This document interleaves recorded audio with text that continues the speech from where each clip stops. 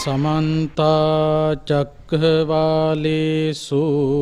अत्रा गच्छन्तु देवता सद्धम्मं मुनिराजस्स सुनन्तु सग्गमोक्खदं धम्मස්සවන කාලෝ අයං භදන්තා ධම්මස්සවන කාලෝ අයං භදන්තා ධම්මස්සවන කාලෝ අයං භදන්තා නමෝ තස්ස භගවතෝ අරහතෝ සම්මා සම්බුද්දස්ස නමෝ තස්ස භගවතෝ අරහතෝ සම්මා සම්බුද්දස්ස නමෝ තස්ස භගවතෝ අරහතෝ සම්මා සම්බුද්දස්ස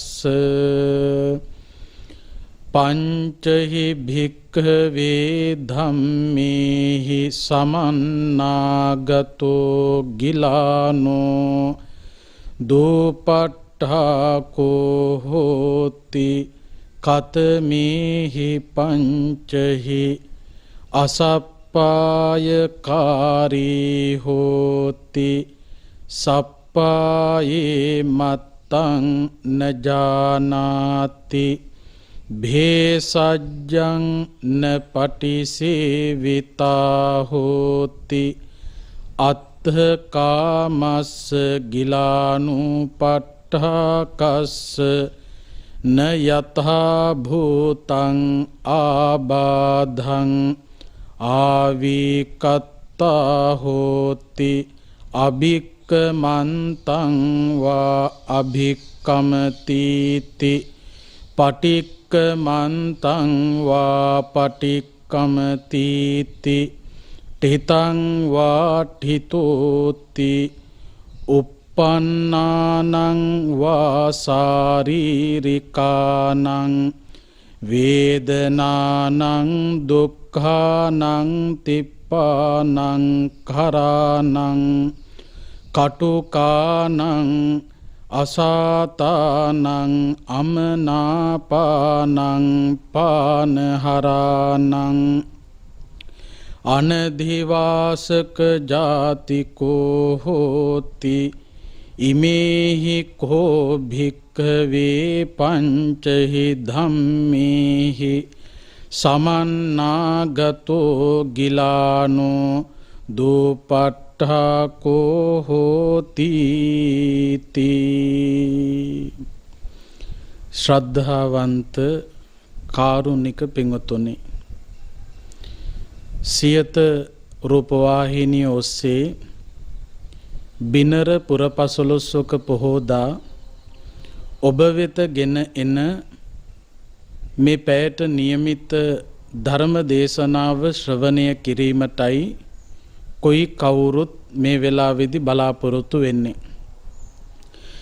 බුදුරජාණන් වහන්සේ දේශනා කළ ධර්මය තරම් අපට හිතසුව පිණිස පවතින තවත් අනුශාසනාවක් ඇත්තේ නැහැ.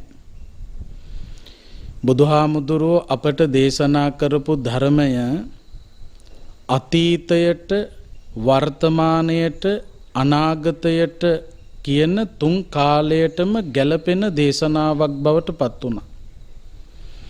ඒ වගේම බුදුහාමුදුරුවෝ අපට දේශනා කළේ මුල මැද අග කියන තුන් තැනම පිරිසිදු දේශනාවක්. ඒ නිසාම තමයි බුදුරජාණන් වහන්සේ අපට පැහැදිලි කරපු ධර්මකාරණා පිළිබඳව හැම අවස්ථාවකම තමන්ට හිතසුව පිණිස පවතින්නේ.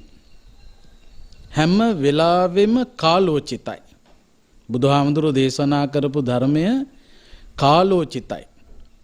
මොන කාලයේද ඉන්නේ කියන එක නෙවෙයි, ඒ කාලයට ගැලපෙනවා බුදුහාමුදුරුවෝ දේශනා කරපු ධර්මය. අද මේ උතුම් ධර්ම දේශනාව ඔස්සේ ඔබට පැහැදිලි කරලා දෙන්න බලාපොරොත්තු වෙන්නේ එබඳු කාලයට උචිත දේශනාවක්. අපි දන්නවා මේ වෙනකොට ඔබත් අපත් හැම කෙනෙක්ම ඇසට නොපෙනෙන වෛරසයක් සමග සටන් කරන වෙලාවක්. රටට විතරක් නෙවෙයි මුළු ලෝකයටම රෝග බිය ඇතිවෙච්ච කාල සීමාවක්. මෙන්න මේ වගේ අවස්ථාවක අපි පරිශීලනය කළ යුතු සූත්‍ර දේශනා බොහෝමයක් තියෙනවා. අද ධර්මානුශාසනාව ඔස්සේ පැහැදිලි කරලා දෙන්න බලාපොරොත්තු වෙන්නේ මේ කාලයට විශේෂයෙන් අපි හැමෝම දැනගෙන ඉන්න ඕන කරන බුදුහාමුදුරුවෝ දේශනා කරපු වටිනා සූත්‍ර දේශනා කිහිපයක්. මේ සූත්‍ර දේශනා අන්තර්ගතව පවතින්නේ අංගුත්තර නිකායේ පංචක නිපාතේ. පංචක නිපාතය කියලා කියනකොට කාරණා පහක් ගැන පැහැදිලි කරනවා. පංචක නිපාතයේ සඳහන් වෙනවා ගිලාන වග්ගය කියලා කොටසක්. මේ රෝගී තත්වයන් ඉදිරියේ කොයි විදියටද හැසිරෙන්න ඕන කියන එක ගැන, කායික රෝග ගැන, මානසික රෝග ගැන බුදුහාමුදුරුවෝ පැහැදිලිවම දේශනා කරපු සූත්‍ර දේශනා ගිලාන වග්ගයේ පුරාවටම අපට දකින්න ලැබෙනවා. අන්නේ ගිලාන වග්ගයේ සඳහන් වෙනවා දූපට්ඨාක කියලා සූත්‍රයක්. ධර්මානුශාසනාවේ මාතෘකාවේ හැටියට සජ්ජායනා කළේ අන්න ඒ සූත්‍ර දේශනාවේ අන්තර්ගත කොටසක්. දැන් අපි හැම කෙනෙක්ම රෝගීන් බවට පත් වෙලා තියෙනවා. එක්ක ලෙඩ්ඩු වෙලා ඉඳලා දැන් සුව වෙලා ඉන්නවා. එහෙම නැත්නම් මේ වෙනකොට රෝගී වෙලා ඉන්නවා. එහෙම නැත්නම් හෙට දවසේදී රෝගීන් බවට පත් වෙන්න පුළුවන්. අපි මොන තනතුරු දැරුවත්, මොනතරම් බලයක් තිබුණත්, මොන විදියට කටයුතු කළත් අපට ජීවිත ගමනේදී අනිවාර්යයෙන්ම ලැබෙන නමක් තමයි ලෙඩා කියන නම, රෝගියා කියන නම. රෝහලකට බෙහෙත් ටිකක් ගන්න ගියාට පස්සේ ඒ බෙහෙත් දෙන තැනට කතා කරන්නේ ලෙඩාට එන්න කියලා. එතකොට අපි ඔක්කොම ලෙඩා නැත්නම් රෝගියා කියන තත්වයට පත් වෙන අවස්ථා ජීවිතේ තියෙනවා. ඉතින් මේ වගේ කාල සීමාවක විශේෂයෙන් නොහිතපු විදියට ලෙඩ වෙන්න පුළුවන්. එතකොට ලෙඩ වෙච්ච අය නැවත නැවත ලෙඩ වෙනකොට කොයි විදියටද හැසිරෙන්න ඕන, දැන් ලෙඩ වෙලා ඉන්න අය කොයි විදියටද හැසිරෙන්න ඕන කියන එක මේ සූත්‍ර දේශනා තුලදී හොඳට පැහැදිලි කරනවා. බුදුහාමුදුරුවෝ රෝගියාව ප්‍රධාන වශයෙන් කොටස් දෙකකට බෙදුවා. ඒ තමයි උපස්ථාන කරන උපස්ථායකයාට උපස්ථාන කරන්න පහසු රෝගියා සහ උපස්ථාන කරන උපස්ථායකයාට උපස්ථාන කරන්න අපහසු රෝගියා. එතකොට රෝගීන් කොටස් දෙකකට බෙදන්න පුළුවන්. උපස්ථායකයාට බලා ගන්න පුළුවන් රෝගියා සහ බලා ගන්න බැරි රෝගියා. එතකොට රෝග ප්‍රධාන වශයෙන් කොටස් දෙකයි, කායික රෝග සහ මානසික රෝග. රෝගීන් පිළිබඳව කල්පනා කරනකොට කායික වෙන්න පුළුවන්, මානසික වෙන්න පුළුවන්. ප්‍රධාන වශයෙන් කොටස් දෙකකට බෙදන්න පුළුවන්. උපස්ථාන කළ හැකි රෝගියා සහ උපස්ථාන කළ නොහැකි රෝගියා. දැන් බුදුහාමුදුරුවෝ උපස්ථාන කරන්න බැරි රෝගියාගේ ලක්ෂණ සහ උපස්ථාන කරන්න පුළුවන් රෝගියාගේ ලක්ෂණ පැහැදිලි කරලා දීලා තියෙනවා. දැන් අපි විවිධ වෙලාවල් වලදී ලෙඩ වෙනවා. ලෙඩෙක් වුණාම ඒ ලෙඩේ සමනය කර ගැනීම සඳහා අපෙන් ලබා දිය යුතු දායකත්වයක් තියෙනවා. ඒ දායකත්වය ලෙඩෙක් හැටියට අපි ඉටු නොකළොතින්, ලබා නොදුන්නොතින් අපට සුවපත් වෙන්න පුළුවන්කමක් ලැබෙන්නේ නැහැ. එහෙනම් හොඳට මතක තියාගන්න ඔබ රෝගියෙක් නම් ඔබ සතුව මෙන්න මේ ලක්ෂණ පහ තියෙනවා නම් කොච්චර හොඳ උපස්ථායකයෙක් වුණත් ඒ උපස්ථායකයට ඔබට උපස්ථාන කරන්න බෑ. කොච්චර හොඳ සෞඛ්‍ය නිලධාරීන් හිටියත් කොච්චර දක්ෂ වෛද්‍යවරු හිටියත් කොච්චර දක්ෂ හෙදකාර්ය මණ්ඩලයක් හිටියත් ඔබට උපස්ථාන කරන්න බෑ. මොනවද මේ ලක්ෂණ පහ? පළවෙනි ලක්ෂණය තමයි අසප්පායකාරී හෝති. හොඳට අහගන්න ඕන මේ කියන කාරණා. අසප්පායකාරී හෝති කියලා කියන්නේ ලෙඩේට සුදුසු නැති දේ කරන්න යනවා නම් ඔබට වෛද්‍යවරු හරි හෙද නිලධාරීන් හරි සෞඛ්‍ය අංශයේ නිලධාරීන් හරි ඔබට උපස්ථාන කරන අන් උපස්ථායකෙක් හරි ඔබව බලාගන්න කෙනා ඔබට කියනවා ඔබට තියෙන මේ ලෙඩේට මේ දේවල් කරන්න එපා කියලා. එපා කියපු දේම කරන්න යන රෝගියෙක් නම් ඔබ අන්න එකට කියනවා අසප්පායකාරී හෝති. ලෙඩේට සුදුසු නැති දේම කරන්න යනවා නම්. දියවැඩියාව තියනවා නම් සීනි පාලනය කරන්න කියලා තියෙද්දි ඒක කරන්නේ නැත්තම්. කොලෙස්ටරෝල් තියනවා නම් තෙල් අධික කෑම කන්න එපා කියනකොට ඒක පැත්තකට වීසි කරලා දාලා තෙල් සහිත දේම පරිහරණය කරනවා නම් ලෙඩේට එපා කියපු දේම කරන්න යනවා නම් අන්න ඒ රෝගියාව සුවපත් කරන්න ලේසි නෑ. ඔය පළවෙනි කාරණා. අසප්පායකාරී හෝති. ඊළඟට සප්පායේ මත්තං නජානාති. ලෙඩකට සුදුසුයි කියලා නියම කළ දේවල් තියෙනවා. ඒ සුදුසු දේවල් වල උනත් මත්තං නජානාති. මාත්‍රාව හරියට දන්නේ නැත්තම්. ලෙඩේට මෙන්න මේ දේ සුදුසුයි කියලා කියනකොට ඒ සුදුසු දේහි උනත් ප්‍රමාණය හඳුනන්නේ නැත්තම්.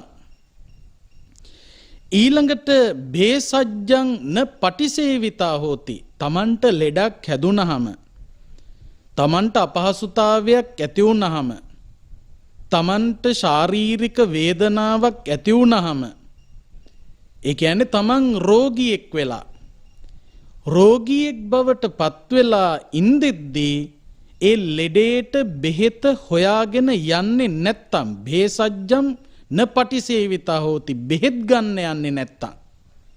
ඕන තරම් අපේ සමාජයේ ඉන්නවා එහෙම මිනිස්සු. ලෙඩක් හැදුනහම ඒ ලෙඩේට බෙහෙත් ගන්න ඕන.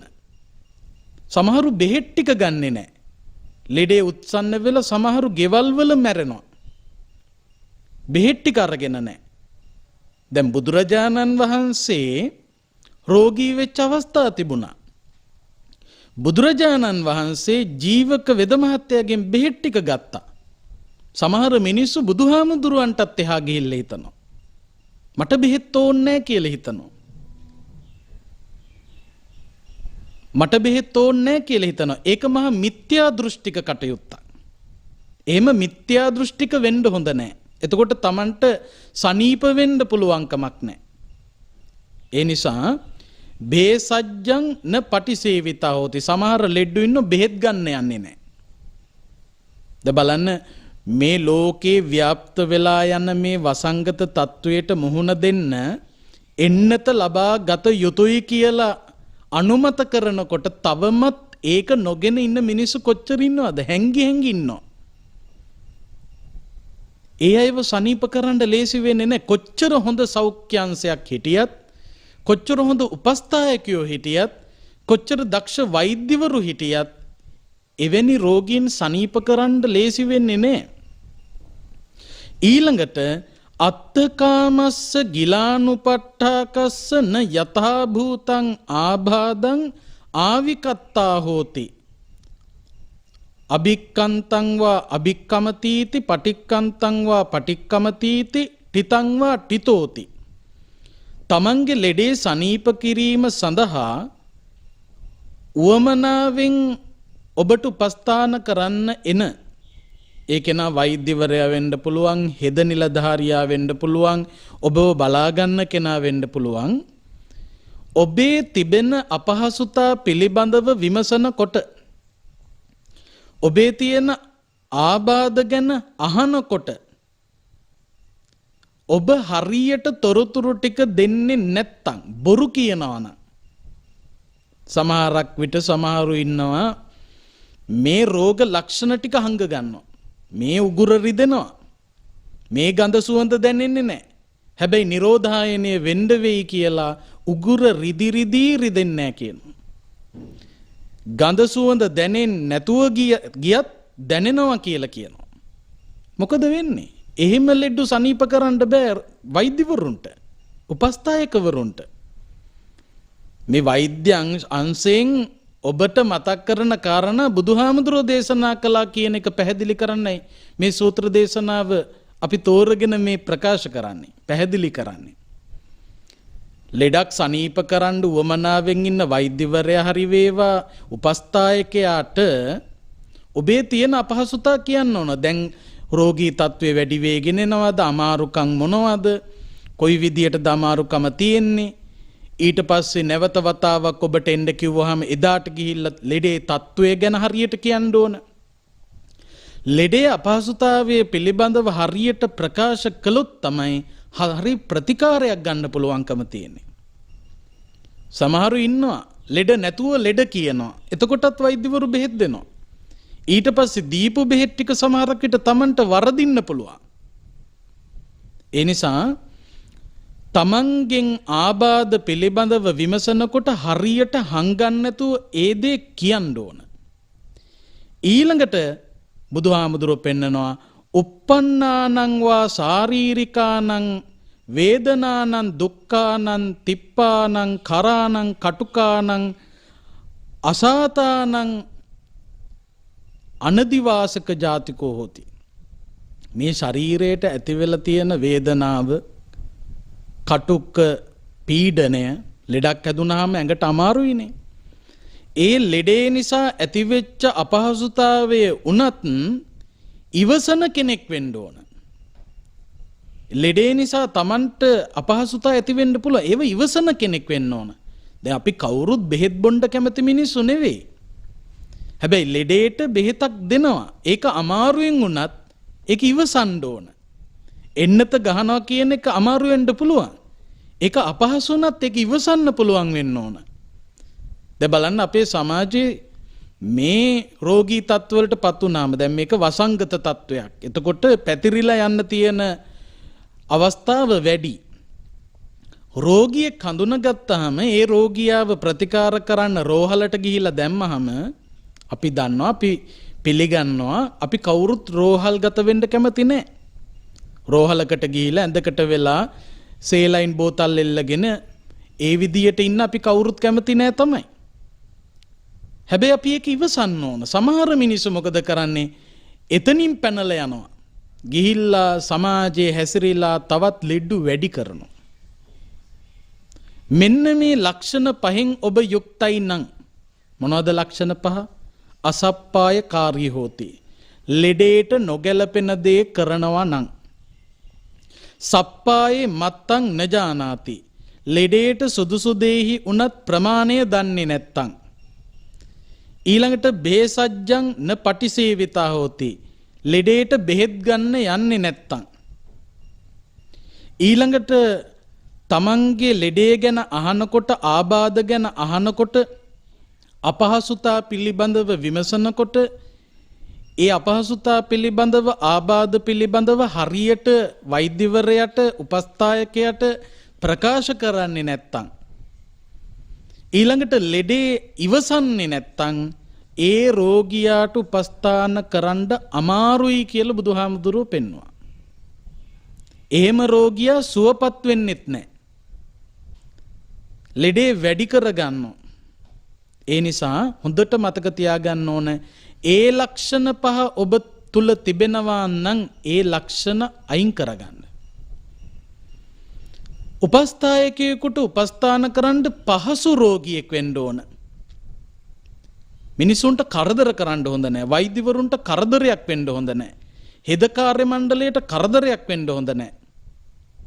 තමන්ට උපස්ථාන කරන උපස්ථායකයට කරදරයක් වෙන්න හොඳ නැහැ. බලන්න උපස්ථාන කරන උපස්ථායකයට උපස්ථාන කරන්න පහසු රෝගියාගේ ලක්ෂණ 5. එයා රෝගයට ගැළපෙන දේ කරනවා. මෙන්න මේ දේවල් ඔය ලෙඩේට කරන්න කියලා නියම කරනකොට ඒ දේ එයා කරනවා. ඊළඟට සුදුසු දේ උනත් ප්‍රමාණය දන්නෝ. සප්පායේ මත්තං ජානාති නජානාති නෙවෙයි ජානාති. සුදුසු දේ උනත් ප්‍රමාණය දන්නවා. මම බෙහෙත් කොච්චරද ගන්න ඕන? මම මේ දෙයට ප්‍රතිකාරය කොයි විදියටද ගන්න ඕන? ඊළඟට ලෙඩක් හැදුනහම ලෙඩේට බෙහෙත හොයාගෙන යනවා. වෛද්‍යවරයා මුණ ගැහෙනවා. මට මෙන්න මෙහෙම අපහසුතා තියනවා කියලා වෛද්‍යවරයා විමසනකොට බොරු කරන්නේ නැතුව තියෙන අපහසුතා ආබාධ ගැන හරියට පැහැදිලිව වෛද්‍යවරයාට කියනවා. ඒ වගේම තමයි ලෙඩේ ඉවසනවා. බෙහෙත් ටිකක් දුන්නොත් හරියට කලට වෙලාවට දෙන බෙහෙතට බැන බොන්නේ නැතුව මේක මට දිව්‍ය ඖෂධයක් වෙන්න කියලා හිතලා ඒ අපහසුතා තිබුණත් ඒ ඉවසීමෙන් බාර ගන්නවා. රෝහල් ගත කළාම ඒ සෞඛ්‍ය අංශ විසින් දෙන උපදෙස් පිළිපදිමින් එයට අනුගතව කටයුතු කරනවා. ඔන්න ඔය ලක්ෂණ 5 තියෙනවා නම් ඔබව සනීප කරන්න ලේසි. සමාජයක් පිළිබඳව කල්පනා කරනකොට මේ වෙලාවේදී මේ රෝගී තත්වය පැතිරීගෙන යන්න පුළුවන් අවකාශයක් තියෙන නිසා අපි ඔක්කොම හඳුන්වන්න පුළුවන් පොදු නම තමයි ලෙඩ්ඩු කියන එක. රෝගීන්. ඒ කියන්නේ ඕනම වෙලාවක රෝගීෙක් බවට පත් වෙන්න ඉඩ තියෙනවා. ඒ නිසා සෞඛ්‍ය අංශ විසින් අපිට දීලා තියෙන උපදෙස් මාලාවක්. මේ උපදෙස් මාලාව පිළිගන්නේ නැත්තම් මේ රටේ ලෝකේ ඉන්න මිනිස්සු. මුඛාවරණ පැළඳ ගන්න, මීටරේ නැත්තම් මීටර 2ක දුර තබා ගන්න, අතපය සෝදන්න මේ විදියට උපදෙස් මාලාවක් දීලා තියෙනකොට ඒ කියන්නේ ලෙඩේට සුදුසු නැති දේවල් ලෙඩේට කරන්න එපා කියපු දේවල් කරන්න යනවා නම් ඒ සමාජයේ මේ රෝගය සමනය කරන්න පුළුවන් කමක් නැහැ. හැම කෙනෙක්ම වගකීමකින් කටයුතු කළ යුතුයි. ඊළඟට ඒ ලෙඩේට සුදුසුයි කියලා තියෙන දේවල් වල උනත් ප්‍රමාණය තේරුම් ගන්න ඕන. ඒ ප්‍රමාණය තේරුම් ගන්නේ නැත්නම් දැන් සමහර උදවිය මේ කාලේ මගේ අම්මේ මහා ගොඩක් බෙහෙත් බීලා. ලෙඩේ හැදෙයි කියන බයට බෙහෙත් ගොඩක් බීලා. සමහරකට විවිධ පෙති විවිධ එන්නත් හොඳයි කියන ඔක්කොම ටික පාවිච්චි කරන්න යනවා. ඒකත් ප්‍රශ්නයක්. ඒකයි කිව්වේ සප්පායේ මත්තං ජානාති සුදුසු දේ උනත් ප්‍රමාණය තේරුම් ගන්න. ඊළඟට මේ ආබාධ හංගන්න එපා. වෛද්‍යවරයා හමු වෙන්න යන්න. ලෙඩේ ඉවසන්න. මෙන්න මෙහෙම සමාජයක් නම් ඒ සමාජයට උපස්ථායකයන්ට උපස්ථාන කරන්න ලේසි. සෞඛ්‍ය අංශවලට වැඩ කරන්න ලේසි. ඔවුන් වෙහෙසටපත් වෙන්නේ නැහැ. ඒ නිසා බුදුහාමුදුරුවන්ගේ දේශනාවට අනුව මේ අපි කතා කරන්නේ අංගුත්තර නිකායේ පංචක නිපාතේ ගිලාන වග්ගයේ සඳහන් වන සූත්‍ර දේශනා. එතකොට උපස්ථායකයෙකුට උපස්ථාන කරන්න පහසු රෝගියෙක් බවට පත් වෙන්න ඕන. ඔය රෝගියාගේ කාර්යභාරය ගැනයි මම මෙච්චර වෙලා පැහැදිලි කළේ. දැන් අපි හිතමු රෝගියා උපස්ථායකයෙකුට උපස්ථාන කරන්න පහසු විදියට හැසිරෙනවා කියලා. හැබැයි පින්වත්නි රෝගියාගේ කාර්යභාරය වගේම උපස්ථායකයා සතුවත් වටිනා කාර්යභාරයක් තිබෙන බව බුදුහාමුදුරුවෝ පෙන්වුවා. ගිලන් අයට උපස්ථාන කරනකොට මේ උපස්ථායකයත් බුදුහාමුදුරුවෝ කොටස් දෙකකට බෙදුවා. ඒ කොටස් දෙක තමයි රෝගියාට උපස්ථාන කළ හැකි උපස්ථායකයා සහ රෝගියාට උපස්ථාන කළ නොහැකි උපස්ථායකයා. උපස්ථායකයොත් කොටස් දෙකයි. ලෙඩෙකුට උපස්ථාන කරන්න පුළුවන් උපස්ථායකයෝ ඉන්නවා. බැරි උපස්ථායකයෝ ඉන්නවා. බැරි උපස්ථායකයෝ රෝගීන්ට උපස්ථාන කරන්න ගියාම රෝගියා කබලෙන් ලිපට වැටෙනවා. ඒ නිසා කෙනෙකුගේ ජීවිතයක් විනාශ වෙන්න කෙනෙක් අපහසුතාවයට පත් කරන්න කටයුතු නොකළ යුතුයි. තමන් කල්පනා කරන්න ඕන තමන් බුදුරජාණන් වහන්සේ පැහැදිලි කරපු කාරණාවලට අනුව රෝගියෙක් සුවපත්භාවයට පත් කරන්න පුළුවන් ලෙඩෙකුට උපස්ථාන කරන්න පුළුවන් සුදුසු උපස්ථායකයෙක්ද නැද්ද කියන එක තමන් කල්පනා කරන්න වෙනවා. ඒ අනුව සුදුසු උපස්ථායකයෙක් වෙන්න ඕන. බුදුහාමුදුරුවෝ පෙන්නවා රෝගියෙකුට උපස්ථාන කිරීමට නුසුදුසු උපස්ථායකයාගේ ලක්ෂණ. ඔබ ගාව මේවා ටික තියෙනවා නම් ඔබ ලෙඩ්ඩු බලාගන්න එහෙම යන්න එපා. ඔබ ලෙඩ්ඩු බලාගන්න ගියොත් ලෙඩාට ලොකු විනාශයක් වෙන්න පුළුවන්. මොනවද ඒ කාරණා? බුදුහාමුදුරුවෝ පෙන්නනවා නප්පටි බලෝ හෝති භේසජ්ජං සංවිධාතුං. රෝගියෙක් අපහසුතාවය කියාගෙන එනකොට ලෙඩේ හඳුනගන්න බැරි නම් ලෙඩේට ලබා දිය යුතු ප්‍රතිකාරය මොකක්ද කියලා දන්නේ නැත්නම් ඒ රෝගියාගේ රෝගී තත්ත්වය සමනය කිරීම සඳහා ගත යුතු ක්‍රියාමාර්ගය මොකක්ද, කොයි විදියටද බෙහෙත් ටික දෙන්න ඕන, කොයි විදියටද වැඩ කරන්න ඕන කියන එක ගැන දන්නේ නැත්නම් ඒ උපස්ථායකයා රෝගියාට උපස්ථාන නොකළ යුතුයි. අමාරු වැටෙනවා රෝගියා. ඔය පළවෙනි කාරණය. ඊළඟට දෙවෙනි කාරණාව තමයි සප්පයා සප්පායන් නජානාති. ලෙඩාට සුදුසු දේ මොනවද නුසුදුසු දේ මොනවද කියලා දන්නේ නැත්නම් ඒ උපස්ථායකයා රෝගියාට උපස්ථාන නොකළ යුතුයි. එතකොට මොකද වෙන්නේ? සුදුසු දේවල් නොදී ඉන්නවා. නොදිය යුතු දේවල් දෙන්න යනවා. සුදුසු දේවල් නොදී ඉන්නවා, නුසුදුසු දේවල් දෙන්න යනවා. ඇයි?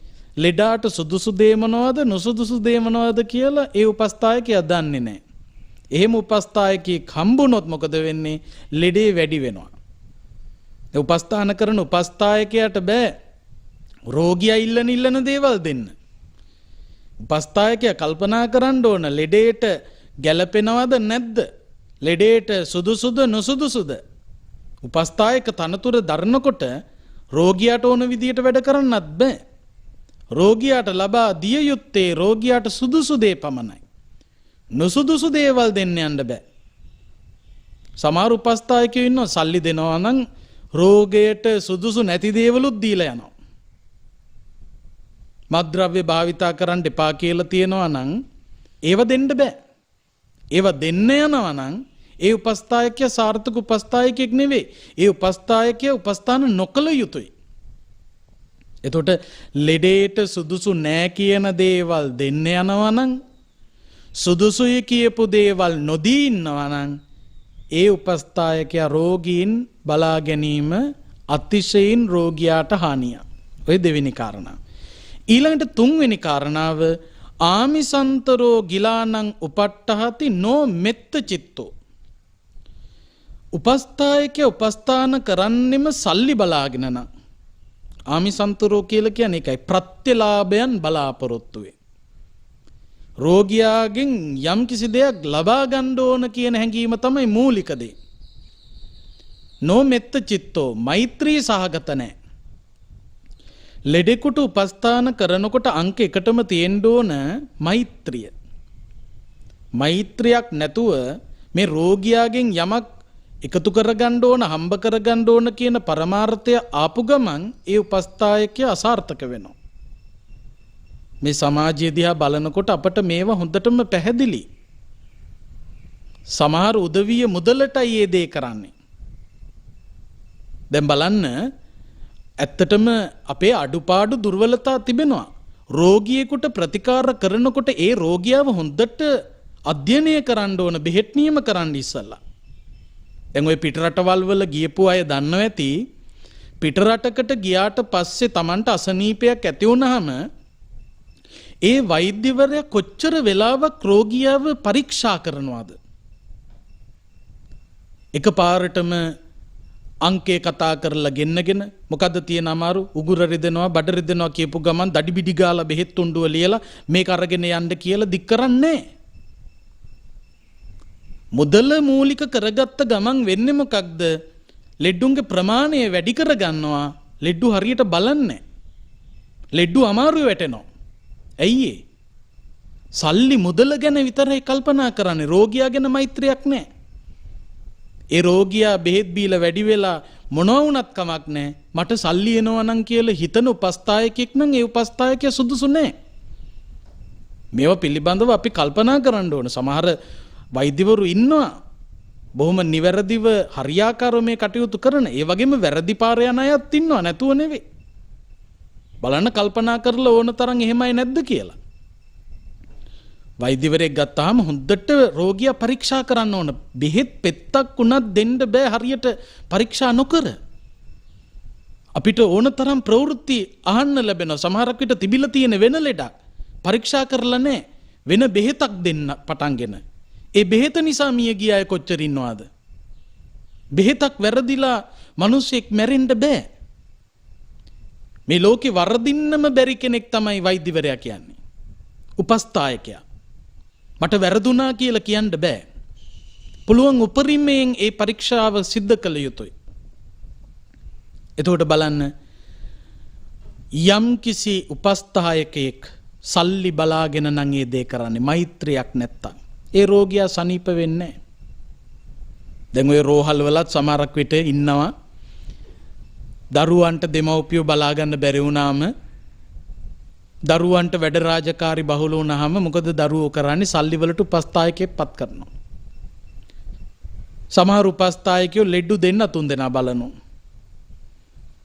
අර දරුවෝ එනකොට විතරයි උපස්ථායකයා ඉන්නේ. එතකන් දුක් විඳිනවා අර මිනිස්සයා රෝගියා. සමහරු බනිනවා. උපස්ථායකයා බනිනවා රෝගියාට. මොන කරුමයක්ද මන් දන්නේ. එහෙම වෙන්න බෑ. සල්ලි බලාගෙන නෙවෙයි මේක වෙන්න ඕන. මෛත්‍රී සාගත වෙන්න ඕන. ඔබේ සේවයට අගීමක් හැටියට මුදලක් දෙන එක වෙනම දෙයක්. රෝගියෙකුට උපස්ථාන කරනකොට මුදල නෙවෙයි මූලික විය යුත්තේ මෛත්‍රිය. ඔන්න අසාර්ථක උපස්ථායකයා මෛත්‍රී සාගත නැහැ. මුදල මූලික කරගෙනයි උපස්ථාන කරන්නේ. ඊළඟට පෙන්නනවා ජේගුච්චී හෝති උච්චාරංවා පස්සාවංවා වන්තංවා කේලංවා නීහරිතු. රෝගියාට උපස්ථාන කරන උපස්ථායකයා රෝගියාගේ සෙම් සොටු මල මුත්‍රා ලේ ආදිය පිළිකුල් කරනවා නම් ඒ උපස්ථායකයා රෝගියෙකුට උපස්ථාන කරන්න සුදුසු නෑ කියලා බුදුහාමුදුරුවෝ පෙන්වනවා. හොඳට මතක තියාගන්න රෝගියාගේ සෙම්සොටු සැරව මේ එකක්වත් පිළිකුල් කරන්න බෑ. පිළිකුල් කරනවා නම් රෝගියා අපහසුතාවයට පත් වෙනවා. රෝගියා මානසිකව වැටෙනවා. ඒව පිළිකුල් කරන කෙනෙක් නොවිය යුතුයි. සමහර උපස්ථායකයෝ ඉන්නවා පිළිකුල් කරනවා. එයාට බෑ උපස්ථාන කරන්න. උපස්ථාන කරන්න ගියොත් රෝගියා අමාරු වෙටෙනවා. ඊළඟට බොහොම වැදගත් කාරණාවක් බුදුහාමුදුරු පෙන්වනවා. නප්පටි බලෝ හෝති ගිලානං කාලේන කාලං ධම්මියා කතාය සන්දස්සේතුන් සමාදපේතුන් සමුත්තේජේතුන් සම්පහන්සේතුන්. රෝගියාට බෙහෙත් ටික කලට වෙලාවට දෙනවා වගේම රෝගියාට අපෝපස්ථාන ටික හරියට කරනවා වගේම රෝගියා පිරිසිදු කරනවා වගේම රෝගියාගේ සෙම්සොටු ලේ සැරව ආදී පිළිකුල් නොකරනවා වගේම තව වැඩක් තියෙනවා. හිත හදන්න ඕන. ඒක උපස්ථායකයාගේ කාර්යභාරය. රෝගියාගේ සිත සුවපත් කිරීම සඳහා බුදුහාමුදුරෝ දේශනා කළා දැහැමි කතාවක් රෝගියාට කියන්න. රෝගියාගේ සිත සැනසෙන විදියට රෝගියා සමග කතා බහක යෙදෙන්න. රෝගියාගේ පීඩනය වැඩි වෙන විදියට නෙවෙයි පීඩනය අඩු වෙන විදියට කතා කරන්න. ඒක අත්‍යවශ්‍ය කාරණාවක්. රෝගියාට මෛත්‍රී සහගතව කතා කරන්න ඕන. මොකද රෝගී තත්වයකට පත් වුණා කියන්නේ අසරණ තත්වයකට පත් වුණා කියන එකයි. සමහර අසරණ රෝගීන් තවත් අසරණ කරනවා සමහර උපස්ථායකයෝ. ඔය ලෙඩේ හැදිච්ච අය බේරිලා නැහැ ඔක්කොම මැරෙයි. අර හැදිච්ච ලෙඩාට මොනවා හිතෙනව ඇද්ද? ඕක හොඳ කරන්න නම් ලේසි නෑ. ඒ විදිහේ වචන පාවිච්චි කරන්න බෑ. රෝගියාගේ හිත සුවපත් වෙන විදියට කතා කරන්න ඕන. ධර්මානුකූල කතා බහක යෙදෙන්න ඕන. මේ ස්වභාවය පිළිබඳව කියලා දෙන්න ඕන. ඒව කරන්නේ නැත්තම් මෙන්න මේ කියපු කාරණා පිළිබඳව අවබෝධයකින් යුක්ත නැත්තම් ඒ උපස්ථායකයා උපස්ථානෙට සුදුසු නැහැ. එතකොට රෝගියෙකුට උපස්ථාන කරන්න සුදුසු උපස්ථායකයෙක් වෙන්නේ ඒ උපස්ථායකයා රෝගියාට හරියට දිය යුතු ප්‍රතිකාරය ගැන දැනගන්න ඕන. රෝගියාට සුදුසු දේ මොනවද නොසුදුසු දේ මොනවද කියලා හරියටම දැනගෙන ක්‍රියා කරන කෙනෙක් වෙන්න ඕන. සුදුසු නැති දේ නොදීන්නත් සුදුසු දේ ලබා දෙන්නත් ඒ උපස්ථායකයා කටයුතු කරන්න ඕන. ඒ වගේම තමයි මෛත්‍රී සහගතව රෝගියාට උපස්ථාන කළ යුතුයි. රෝගියාගේ සෙම් සොටු ආදිය පිළිකුල් නොකළ යුතුයි. රෝගියාගේ හිත හැදෙන විදියට කතා කළ යුතුයි. ඒවා මේ සමාජයේ ජීවත් වෙන මිනිස්සු රෝගීන් බලාපොරොත්තු වෙන දේවල්. අන්න ඒ වගේ රෝගියෙකුට උපස්ථාන කරන්න සුදුසු මට්ටමේ උපස්ථායකෙක් නම් ඒ උපස්ථායකයා නිසා රෝගියා සැනසීමකටපත් වෙනවා. සුවපත්භාවයටපත් වෙනවා. එතකොට බලන්න පින්වත්නි මේවා අපට කොච්චර වැදගත්ද? මේ කාලයට මොනතරම් උචිතද? රෝගීන් හැටියටත් උපස්ථායකයෝ හැටියටත් මේ දෙපාර්ශවයේම හරි හැටියට මේ කරුණාකාරණා පිළිබඳව වටහා ගත්තොතින් උපස්ථායකයාගේ දක්ෂ උපස්ථානය නිසා රෝගියාගේ දක්ෂ සවන් දීම උපස්ථායකයාට නැඹුරුව ක්‍රියා කිරීම අවනතව ක්‍රියා කිරීම නිසා ඒ රෝගියා සුවපත් පත් කරගන්න පුළුවන්කම තියෙනවා. ඒ නිසා ලෙඩක් සුවපත් වෙන්න නම් අපි මේවා ගැන හොඳට දැනගෙන ඉන්න ඕන. ඊළඟ කාරණාව තමයි බුදුහාමුදුරුවෝ පැහැදිලි කරපු කාරණාවක්. ඒක හොඳට කවුරු තේරුම් ගත යුතුයි. මේ රෝග කියලා කියන්නේ කාටත් පොදු ධර්මතා. මේවෙන් ගැලවෙන්න බේරෙන්න ලේසි නෑ. මේ ස්වභාවයන් අප ඉදිරියේ තියෙන බව අපි හඳුනා ගන්න ඕන. එතකොට ඒ තත්ත්වවලදී අපිට කලබලයක් ඇති වෙන්නේ. බුදුහාමුදුරු දේශනා කළ මිනිස්සු වයසට යනකොට කලබල වෙන්නේ ඇයි? හිත සමහරක් විට වික්ෂිප්ත කරගෙන සමහරව හරි කලබලයිනේ.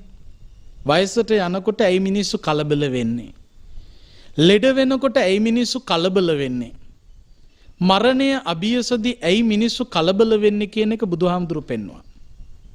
ඔය කලබල වුණොත් තමයි ඒ තත්ත්වවලට හරියාකාරව මුහුණ දෙන්න බැරුව යන්නේ.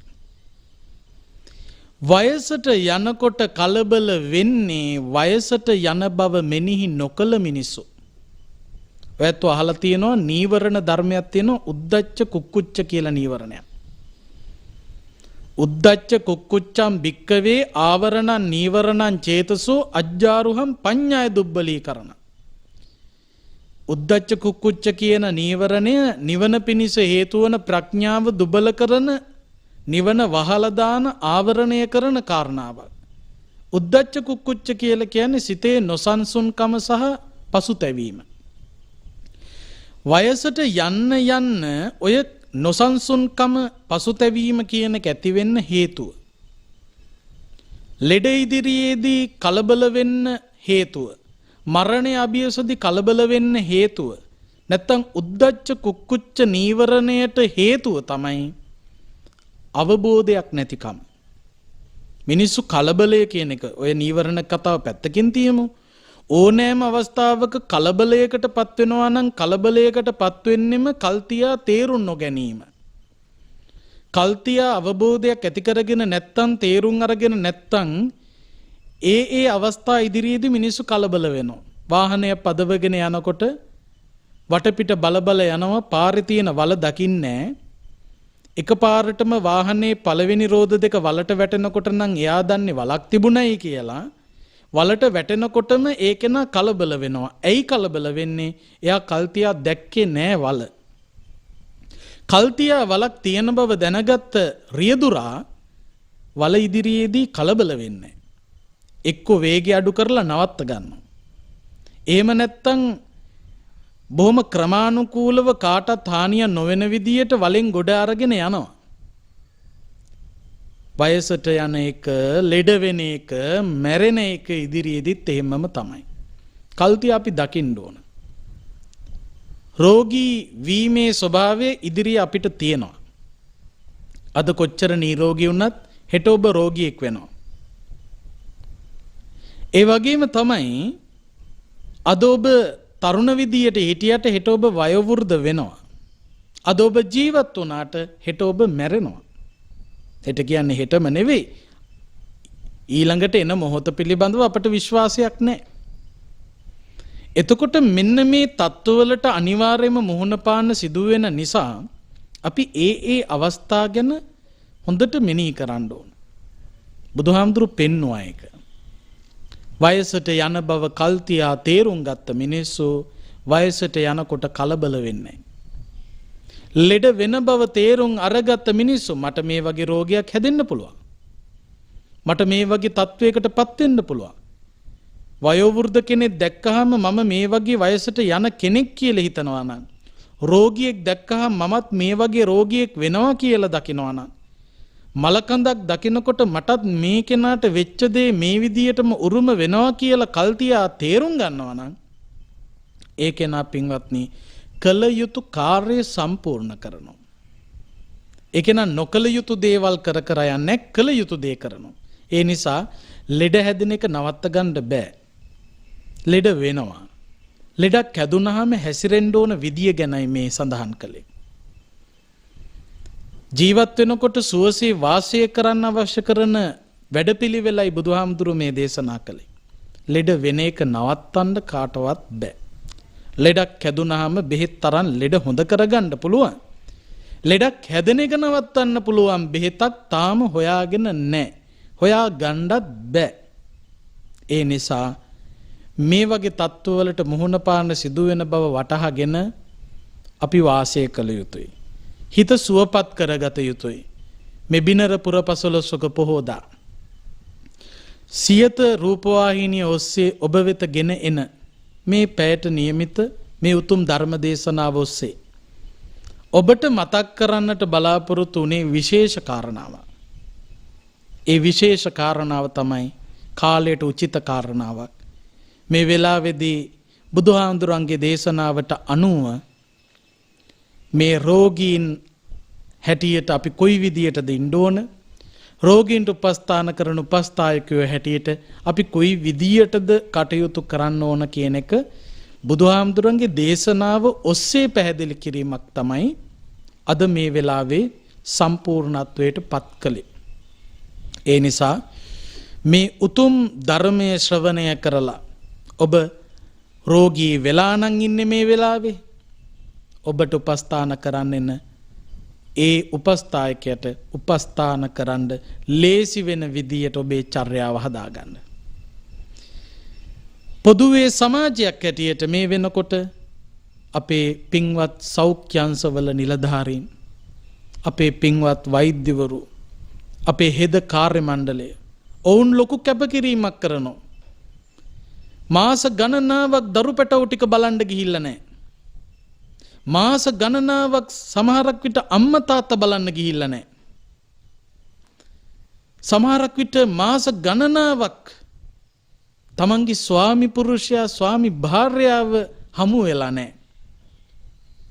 ඒ තරම් තමන්ගේ ආදරණීයන් පැත්තකින් තියලා රෝගීන්ට උපස්ථාන කරන පින්වත් සෞඛ්‍ය අංශයක් අපට ඉන්නවා. ඔවුන් අපහසුතාවයට පත් කරන්න එපා.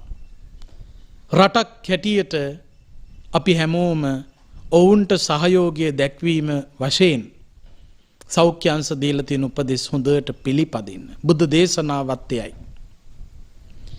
ඒ වගේම අසරණ රෝගීන්ට උපස්ථාන කරන වෛද්‍යවරුන්, හෙද කාර්ය මණ්ඩලය, මේ සෞඛ්‍ය අංශ නිලධාරීනොත් තමන්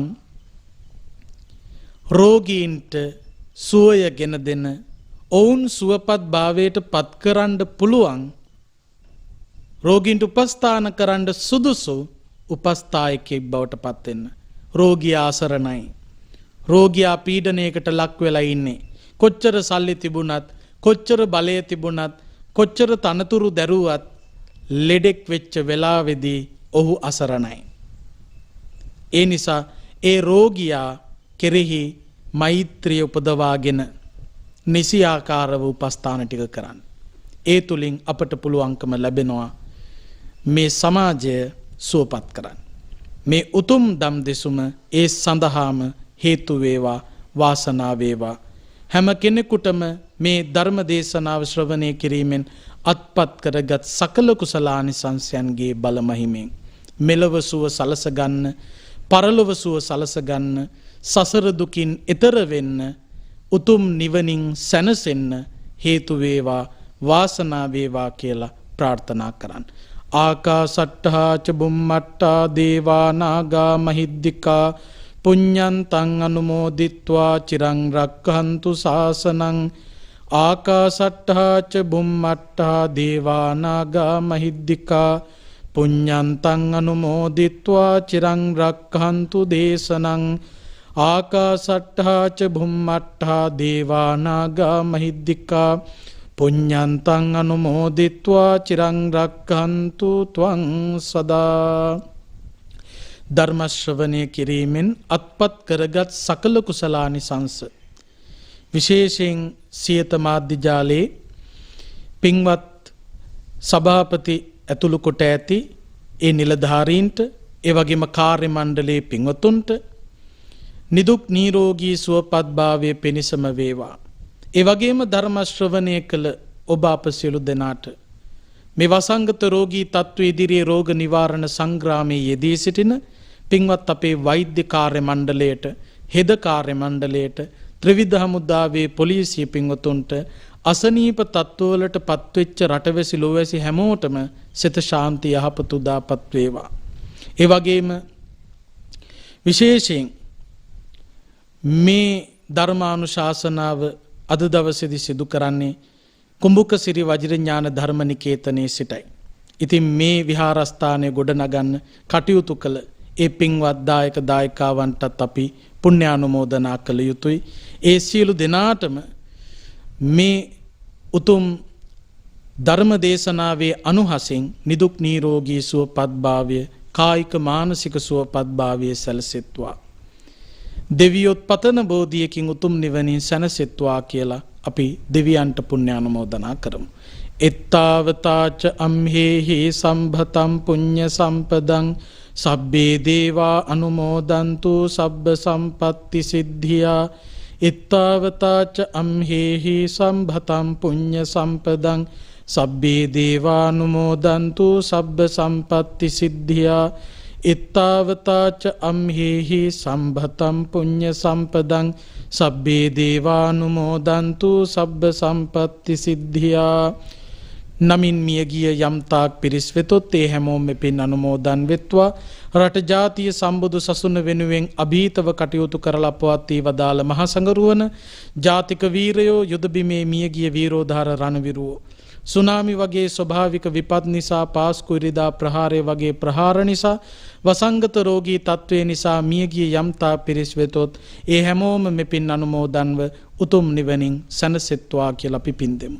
ඉදම්මේ ඥාතේ නං හෝතු සුඛිතා හොන්තු ඥාතයෝ. ඉදම්මේ ඥාතේ නං හෝතු සුඛිතා හොන්තු ඥාතයෝ. ඉදම්මේ ඥාතේ නං හෝතු සුඛිතා හොන්තු ඥාතයෝ. මෙහෙම ආකාරයකින්ම රැස් කරගත් සකල කුසලානිසංසයන්ගේ බලෙන් කාටත් උතුම් ධර්මාවබෝධය පිණිසම වේවා කියලා ප්‍රාර්ථනා කරන්න. අභිවාදන සීලිස්ස නිච්ඡං වද්ධාපචායිනෝ චත්තාරෝ ධම්මා වඩ්ඩන්ති ආයුවන්නෝ සුඛං බලං ආයුරාෝග්‍ය සම්පatti සග්ග සම්පatti මේවච අතෝ නිබ්බාන සම්පatti ඉමිනාතේ සමිජ්ජතු.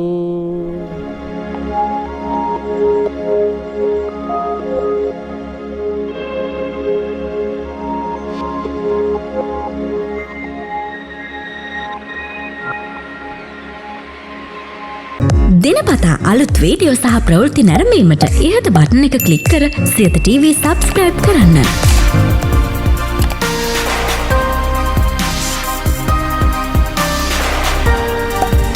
අලුත් වීඩියෝ ගැන මුලින්ම දැනගන්න මෙම සීනුව ක්ලික් කරන්න.